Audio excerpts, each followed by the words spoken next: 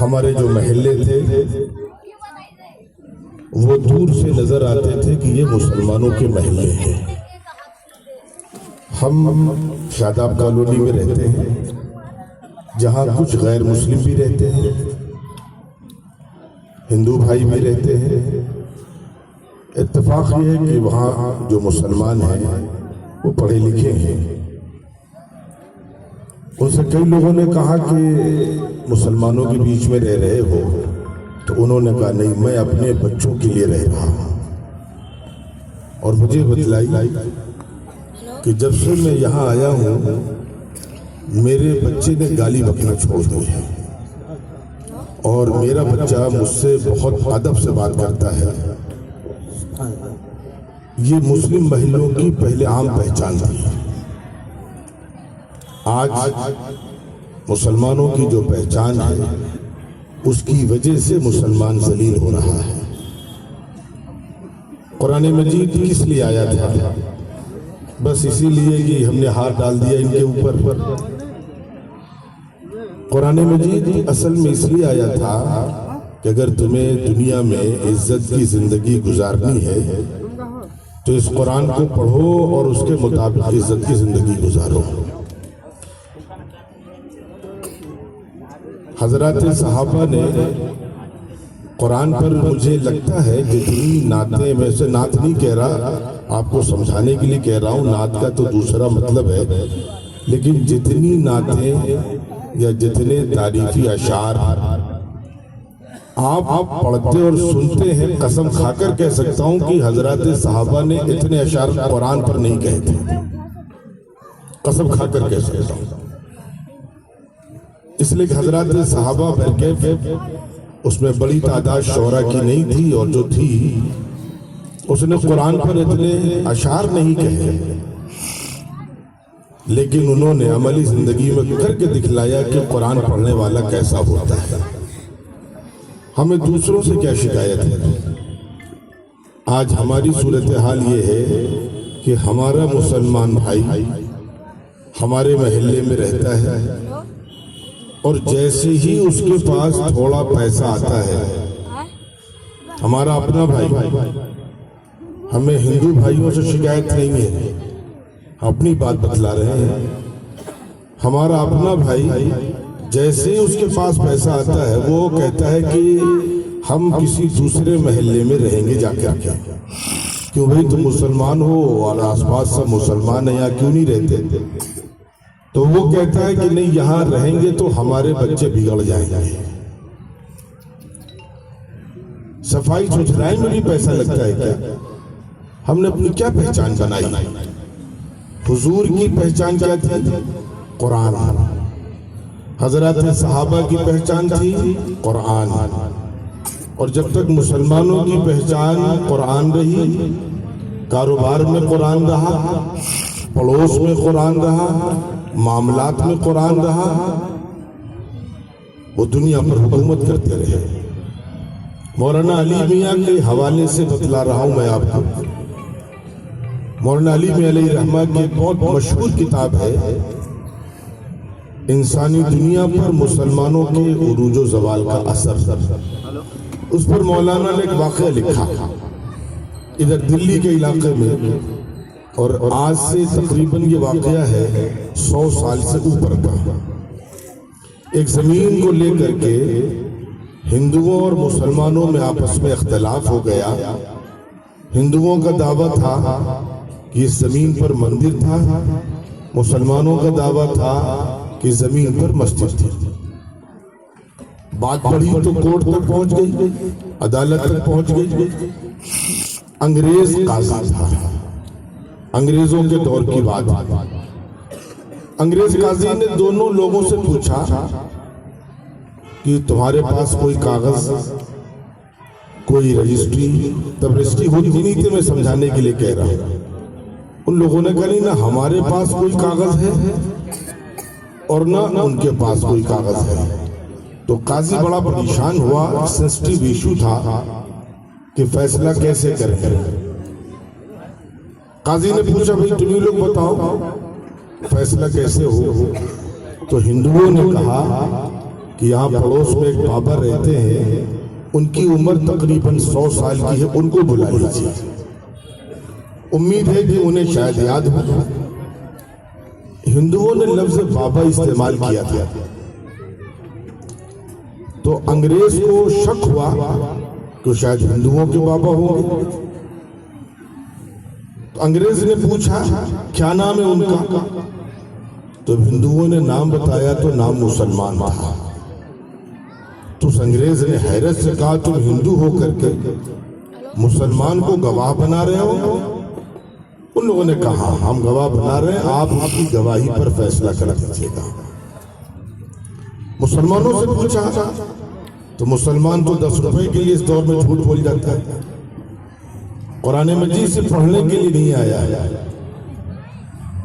قرآن مجید اس لیے آیا ہے ایک بہترین سماج کیسا ہوتا ہے، ایک بہترین انسان کیسا ہوتا ہے، اس میں امانت داری کیسے ہوتی ہے، اس میں ہمدردی کیسے ہوتی ہے، اس میں انصاف کیسے ہوتا ہے، ایک انسان سچا کیسے بن سکتا ہے۔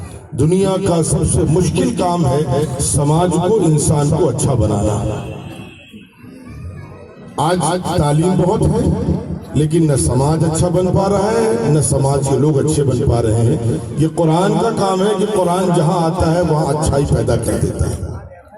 ابھی میں مسلمانوں کی یاد رکھیے گا، ہم قرآن پڑھتے ہیں اور آپ لوگوں کو دعا یاد ہوگی، اللہم مالک الملک، یاد ہے، تؤتی الملک من تشاء وتنزع الملک ممن تشاء وتعز من تشاء وتذل من تشاء۔ اس کا ترجمہ کر دوں، اے اللہ آپ ہی کے قبضے میں ساری بادشاہتیں ہیں۔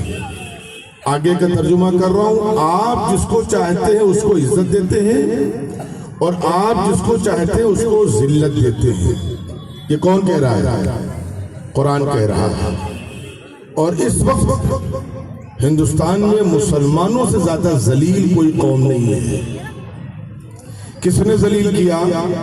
آپ کسی حکومت کو نام مت دیجیے، قرآن کہہ رہا ہے اللہ ذلیل کرتے ہیں، اور اگر حکومتوں کی طرف سے مسلمانوں کو ذلیل کیا جا رہا ہے تو بغیر اللہ کی مرضی کے نہیں ہو سکتا۔ تم کیوں ذلیل ہے بھائی؟ قرآن پر ہم سے اشعار پڑھا لیجئے، ساری رات پڑھا لیجئے، لیکن جب معاملے کا مسئلہ آئے گا اس وقت قرآن اور ہم میں زمین آسمان کا فرق ہوتا ہے۔ اسی لیے جب لوگ مسلمانوں کو دیکھ کر اسلام پر اعتراض کرتے ہیں تو ہمارے علماء کہتے ہیں مسلمانوں کو مت دیکھو، تم قرآن کو دیکھو۔ اور میں اپنے گھر کی بات بتا رہا ہوں، اللہ نے کیوں ذلیل کیا؟ ابھی غالباً کچھ مہینے پرانی بات ہے، قرآن ہم پڑھیں گے لیکن حرام بھی کھائیں گے، نمازیں بھی چھوڑیں گے، جھوٹ بھی بولیں گے، رشوت بھی لیں گے۔ اللہ کو ایسی قوم کی ضرورت نہیں ہے۔ اللہ کیا رشتہ داری نہیں چلتی؟ نوح علیہ السلام پیغمبر ہیں لیکن بیٹا نافرمان ہے، جہنم میں بھیج دیا اللہ۔ ہم کس کھیت کی مولی ہیں؟ پیغمبر کا بیٹا اگر اس کے اعمال اچھے نہیں ہیں اور اس کا پورا تذکرہ اللہ نے قرآن مجید میں رکھا، پیغمبر باپ ہے، باپ کو اپنی اولاد سے محبت ہوتی ہے، باپ نے دعا مانگی، اللہ نے ڈانٹ دیا پیغمبر کو، انہو عمل غیر صالح فلا تسأل ما لیس لک بہ علم۔ نوح ہمارے یہاں رشتہ داریاں نہیں چلتی، تعلقات نہیں چلتے، ہمارے یہاں اصول چلتے ہیں۔ وہ بیٹا تمہارا ضرور ہوگا لیکن نافرمان ہے وہ۔ اللہ نے سخت جملہ کہا، دوبارہ اس بارے میں سوال نہ کرنا۔ یہ قرآن کی باتیں کہہ رہا ہوں، ہم کس کھیت کی مولی ہیں؟ تو پیغمبروں کی سنوائی نہیں ہے گناہ کے سلسلے میں، نافرمانی کے سلسلے میں، تو ہماری آپ کی کیا حیثیت ہے؟ ابھی ایک واقعہ پیش آیا، ایک صاحب کا انتقال ہوا، بہن ضد کرنے لگی ہم بھی جنازے میں چلیں گے۔ امام صاحب نے کہا کہ ہمارے یہاں جنازے میں عورتیں نہیں جاتی، وہ زیادہ بزید ہو گئی تو امام صاحب نے کہا دیہات کا مسئلہ ہے، چلو ٹھیک ہے چلو، لیکن دور کھڑی رہنا۔ بہن دور کھڑی رہی، سگی بہن ہے، بھائی کے جنازے میں جا رہی ہے۔ میں آپ کو مسلمانوں کی شکلیں دکھلا رہا ہوں، اسی لیے اللہ ذلیل کرتے ہیں۔ دنیا کا دستور ہے، میں اسکول چلاتا ہوں، اپنے آپ پرنسپل بناتا ہوں، لیکن میں اپنی بیٹی کو بھی پرنسپل تب تک نہیں بناتا جب تک اس میں وہ کوالٹی نہ ہو۔ ہوگی بیٹی میری، اگر مجھے اسکول چلانا ہے تو اسی کو پرنسپل بناؤں گا جس میں وہ کوالٹی ہوگی، وہ کوالیفیکیشن ہوگی۔ اور اگر ہم نے اس اصول کی پابندی نہیں کی تو ہمارا اسکول بند ہو جائے گا۔ ہم بیٹی کو، بیٹے کو، بہن کو، بیوی کو صرف رشتے کی بنیاد پر اگر کرسی پر بٹھا دیں گے اگلے سال اسکول بند ہو جائے گا۔ ہم کسی کو اپنی سگی اولاد کو بھی ٹھوک بجا کر کے پرکھ کر کے سمجھ بوجھ کر کے کوئی ذمہ داری اللہ ایسے دے دیں گے ہم کو حکومت۔ ہمیں قبرستان نہیں سنبھال پاتے، وقف بورڈ ہم سے نہیں سنبھالا جا رہا ہے، اللہ ایسے دے دیں گے۔ جنازہ چلا، برکت بیٹی بھی گئی، بہن بھی گئی ساتھ میں، اور جب بھائی کو دفن کر دیا گیا اس بیٹی نے کہا کہ پہلے مجھے دعا کر لینے دیجئے۔ گاؤں والوں نے کہا بھائی جلدی آؤ، سمجھے کہ بہت زیادہ غمگین ہے، دعا کر کے چلی جاؤ۔ وہ آتی اور کھڑے ہو کر کہتی ہے قبر پر کہ اللہ میرے بھائی کو اپنی رحمتوں سے اسی طرح محروم کر دے، اللہ میرے بھائی کو اپنی رحمتوں سے اسی طرح محروم کر دے جس طرح میرے بھائی نے مجھے میرے باپ کی وراثت سے محروم کر دیا۔ کون گھر ہے جہاں بہن کو حصہ ملنا، بتائیے؟ ہم کہیں گے مسلمان قرآن پر اشعار پڑھ کے بس دنیا کی عزت مل جائے گی، ابھی اور کاٹے جائیں گے۔ یہ خدا کا دستور ہے، نہیں مانو گے تو اللہ کہتے ہیں ظالموں کو مسلط کریں گے تم کو، اور پھر بھی نہیں مانے تو اس سے بھی سخت سزا دیں گے۔ ان تتولوا یستبدل قوما غیرکم ثم لا یکونوا امثالکم، تمہارا نام و نشان مٹا دیں گے، یہ اللہ کہہ رہے ہیں قرآن میں قرآن سے باتیں کہہ رہا ہوں۔ اگر ہماری لڑائی ہو جائے کسی سے، میں مسلمانوں سے پوچھتا ہوں، ہر گھر کی یہ بیماری ہے، کہاں قرآن گھر میں ہے؟ قرآن رکھا ہے، لیکن اگر میری ماں میں اور میری بیوی میں جھگڑا ہو جائے میں ماں کا ہی ساتھ دیتا ہوں، کیوں بھائی؟ ماں کی غلطی نہیں ہو سکتی؟ کہاں لکھا ہے کہ ماں کا ساتھ دو؟ لکھا ہے جو صحیح ہو اس کا ساتھ دو۔ حضور پاک علیہ السلام کی خدمت میں ایک شخص جو بظاہر مسلمان تھا لیکن مسلمان نہیں تھا، ایک جھگڑے کا مسئلہ، یہودی سے جھگڑا تھا، مقدمہ لے کر کے آتا ہے، حضور نے فیصلہ یہودی کے حق میں کر دیا کیونکہ وہ صحیح تھا۔ حضور مسلمان لیکن مسلمان کے حق میں فیصلہ نہیں۔ مسلمان کی پہچان ہے کہ مسلمان انصاف دیکھتا ہے۔ وہ شخص گیا فاروق اعظم کے پاس، اپنا مقدمہ لے کر پوری بات بتائی، فاروق اعظم نے گردن اڑا دی اس کی۔ ہم کہاں فیصلے کر رہے ہیں؟ کہاں قرآن ہماری زندگی میں؟ بلکہ یاد رکھیے گا اللہ تعالیٰ حفاظت فرمائے، ہم کو دیکھ کر کے لوگ قرآن سے دور ہو رہے ہیں، اسلام سے دور ہو رہے ہیں، مسلمانوں سے نفرت ہو رہی ہے۔ چنانچہ جب ہم نے حکومت کی یہاں پر تو وہ دور تھا کہ ہندو ہمیں اپنا گواہ بناتا تھا۔ مقدمہ ہوا، قاضی نے صدا لگوائی، مسلمانوں کو جمع کیا، ہندو بھائیوں کو جمع کیا اور کہا جاؤ بابا کو بلا لاؤ۔ تو بابا کے پاس جب قاضی بلانے گیا تو بابا نے کہا میں اس مقدمے میں گواہی نہیں دے سکتا۔ بابا قاضی کو بڑا افسوس ہوا، بھی آپ گواہی کیوں نہیں دے سکتے؟ کبھی ہمارا یہ جلوہ تھا، کیریکٹر بولتا ہے آدمی کا۔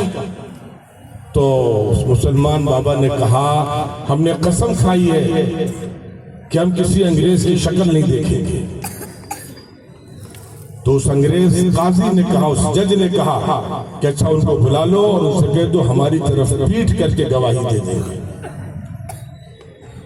بابا آئے، مجمع لگا، پیٹ کر کے بابا نے گواہی دی کہ ہمیں اچھی طریقے سے یاد ہے کہ جب ہم چھوٹے تھے، بچے تھے، یہاں کھیلتے تھے، ادھر سے گزرتے تھے، یہاں پر ہندوؤں کا مندر تھا، مسلمانوں کی مسجد نہیں تھی، اس لیے یہ جگہ ہندوؤں کو دے دی جائے، مسلمانوں کی نہیں۔ اور یہ کہہ کر کے چلے تو انہیں ہندوؤں نے گھیرا اور گھیر کر کے کہا جو دھرم میں اتنی سچائی کی تعلیم دیتا ہو ہم اس سے اب تک دور ہیں، ہمیں قریب کریے۔ یہ تھی ہماری تاریخ۔ آج بھی اگر ہم یہ چاہتے ہیں کہ عزت حاصل کریں، کچھ نہیں کرنا، قرآن پر عمل کرو، عزت اپنے آپ آئے گی۔ میرا اپنا بیٹا بیمار ہوا، 12-13 سال پرانی بات ہے، ڈبل نیمونیا ہو گیا اس کو۔ میں میڈیکل اسٹور گیا، میں نے 100 روپے کی نوٹ اس کو دی، اس نے جلدی جلدی میں دوائیں بھی دے دی اور لمسم 400 سمتھنگ روپے مجھے واپس کر دیے۔ وہ سمجھا کہ شاید میں نے 500 روپے کا نوٹ دیا تھا۔ جلدی سے میں نے پیسے جیب میں رکھے اور جا کر کے دوا ڈاکٹر کو پکڑائی۔ ڈاکٹر نے پھر دوسرا پرچہ پکڑایا تو والدہ میری تھی، نے کہا امی پیسے دے دیجیے۔ امی نے پیسے دیے، اب میں نے جیب میں ڈالے تو پیسے اور تو نہیں، یہ پیسے کہاں سے آئے؟ مجھے یقین ہو گیا کہ یہ پیسے اس میڈیکل اسٹور والے نے غلطی سے مجھے بڑھا کر کے دے دیے ہیں۔ میں پہلے گیا، میں نے کہا بھائی میں نے آپ کو 100 کی نوٹ دی تھی، آپ 500 سمجھے تھے، یہ پیسے آپ نے اضافی دے دیے ہیں، پہلے یہ واپس لیجیے۔ جتنے لوگ وہاں کھڑے تھے سب میری شکل دیکھنے لگے کہ اچھا ایسے بے وقوف لوگ ابھی دنیا میں موجود ہیں، کیریکٹر بولتا ہے آپ کا۔ اب آگے دیکھیے پھر ہوا یہ، جب اللہ کے فضل و کرم سے بیٹا ہمارا ٹھیک ہو گیا تو دوائیں بہت سی بچ گئی، تو میں ساری دوائیں لے کر اس میڈیکل اسٹور کے پاس گیا۔ میں نے کہا بھائی مجھے بالکل نہیں یاد ہے کہ اس میں کون کون سی دوائیں تمہارے یہاں کی ہیں، کون کون سی دوائیں دوسرے میڈیکل اسٹوروں کی۔ آپ اگر بآسانی واپس کر سکتے ہیں اور چیک کر لیں تو واپس کر لیجئے، ورنہ رہنے دیجئے۔ اس نے اندر سے اپنے کسی لڑکے کو بلایا، کہا چیک کر لو اور ساری دوائیں واپس کر لو۔ اور ایک صاحب بغل میں ایک ٹیوب واپس کرنے گئے تھے، وہ میڈیکل اسٹور والا کہہ رہا تھا پہلے پرچہ لے کر کے آؤ۔ وہ ناراض ہو گیا کہ تم ہندو ہم ہندو، ہمارا ٹیوب واپس نہیں کر رہے ہو، اس ملا کے سارے تم نے دوائیں واپس کر لی۔ تو اس نے کہا کہ نہیں، میں ملا ہندو نہیں کرتا، میں کیریکٹر جانتا ہوں، میں شخص کو پہچانتا ہوں۔ اس نے کیریکٹر پیش کیا ہے اپنا، تو قرآن کیریکٹر بناتا ہے انسان۔ آج جس علاقے میں ہم جائیں، جس قوم کو مسجد کے باہر چپل اتارنے کا سلیقہ نہ ہو، جس قوم کو مسجد کے پاخانے پیشاب صاف رکھنے کا سلیقہ نہ ہو، آپ کیا سمجھتے وہ حکومت کرے گا؟ بچے بغل میں جھگڑا کر رہے تھے، ہمیں اتنی تمیز نہیں کہ ایک بڑا عالم گفتگو کر رہا ہے، بچوں کا کام ہے کچھ ذمہ دار نپٹ لیں گے، آدھا مجمع تماشا دیکھنے چلا گیا، یہ حکومت کرے گی؟ یہ حکومت ایسے کی جاتی ہے؟ اس لیے میرے عزیزوں میرے بزرگوں، مجھے زیادہ تقریر نہیں کرنی، تقریر مجھ سے پہلے آپ سن چکے۔ عزت کا مالک اللہ ہے اور ذلت کا مالک اللہ ہے۔ اگر ہم چاہتے ہیں، سچی بات ہے، چونکہ آواز باہر کی جا رہی ہے، میں حقیقت نہیں کھولنا چاہتا، ان بچوں سے جتنی محبت ہے مجھے معلوم ہے مجھے عوام کتنی محبت کرتی علماء سے۔ 5000 روپے تنخواہ دیتی ہے آج بھی امام کو، یہ محبت ہے؟ یہ 5000 روپے امام کو تنخواہ، کیا قصور ہے اس کا گناہ ہے کہ اس نے قرآن کو سینے میں کیوں رکھا؟ اگر وہ انگریزی کو سینے میں رکھتا، میں کو سینے میں رکھتا، ہم خوشامدیں کرتے اور اس کو 20,000 روپے دیتے۔ جو مسلمان اسکول چلا رہے ہیں ان کی بات کر رہا ہوں میں، خود مسلمان ہیں، اسکول چلا رہے ہیں، انگریزی پڑھانے والے کو 15,000 دے رہے ہیں اور حافظ کو 5,000 روپے دے رہے ہیں۔ یہ گلپوشی کا انقلاب آ جائے گا۔ بہت جلسے کر لیے، اب جلسے ولسے بند کریے، پریکٹیکل آئیے زمین پر۔ اور جس علاقے نے قرآن سے محبت کی ہے، ہمیشہ اللہ نے اس علاقے کو نوازا ہے۔ آپ لکھنؤ کے رہنے والے ہیں، علماء کی محفل ہے، ان کو گواہ بنا کر کہہ رہا ہوں، یہاں مدرسہ فرقانیہ، عرفانیہ، یہ تاریخی مدرسے ہیں۔ جب ہندوستان ایک تھا، اس میں افغانستان تھا، بنگلہ دیش تھا، پاکستان تھا، تو افغانستان تک کے لوگ لکھنؤ آتے تھے قرآن پڑھنے کے لیے، افغانستان سے آتے تھے۔ اللہ نے اس علاقے کو نوازا تھا، لیکن جب لکھنؤ کے لوگوں نے قرآن کی ناقدری کری اور قرآن کی قدر کرنے والے گجرات میں پیدا ہوئے، آج دیکھیں گجرات کتنا مضبوط ہو گیا۔ اب لوگ گجرات جا رہے ہیں قرآن سیکھنے کے لیے، تجوید سیکھنے کے لیے۔ اس لیے میرے عزیزوں، میرے بزرگوں، میں کل گیا تھا آپ کے ایک محلے میں، مجھے حیرت ہوئی، امام کی تنخواہ 5000 روپے۔ یہ ہماری محبت ہے قرآن سے؟ کس نے کہا ہمارا ایمان ہے قرآن پر؟ سب مذاق۔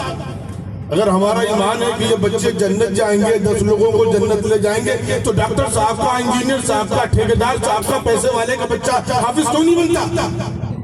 جنت نہیں چاہیے ڈاکٹر صاحب کو، انجینئر صاحب کو جنت نہیں چاہیے، کہ غریبوں کو جنت چاہیے صرف؟ اس سے پتہ چلا کہ نہیں، حوصلہ ہے یہ۔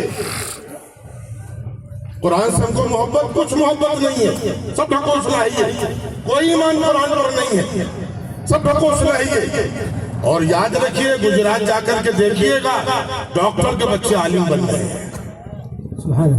لکھنؤ سے جماعت گئی اور اس میں علماء بھی تھے، اور وہاں کے بڑے ڈاکٹر سے ملنے کے لیے ٹائم مانگا گیا، انہوں نے منع کر دیا۔ جب پتہ چلا کہ لکھنؤ سے جماعت آئی ہے، اس میں ایک عالم بھی، ندوی بھی ہیں، انہوں نے وقت دیا 5 منٹ کا۔ عالم صاحب کے 2 بیٹے، دونوں MBBS ڈاکٹر۔ عالم صاحب گئے اور جا کر کے کہا، ڈاکٹر صاحب بہت اوپر والے کا احسان ہے، میرے بھی 2 بیٹے ہیں، دونوں ڈاکٹر ہو گئے ہیں۔ تو ڈاکٹر صاحب نے کہا، اللہ کا احسان ہے، میرے بھی 2 بیٹے، دونوں عالم ہو رہے ہیں۔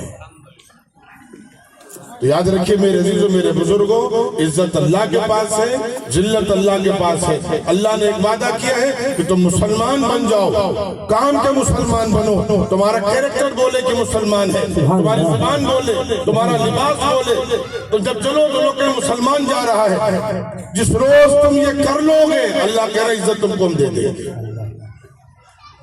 لیکن آج اللہ عبادت فرمائے، مسلمان پان کھاتے ہیں، بچیاں پان کھا رہی ہیں، مسالے کھا رہی ہیں۔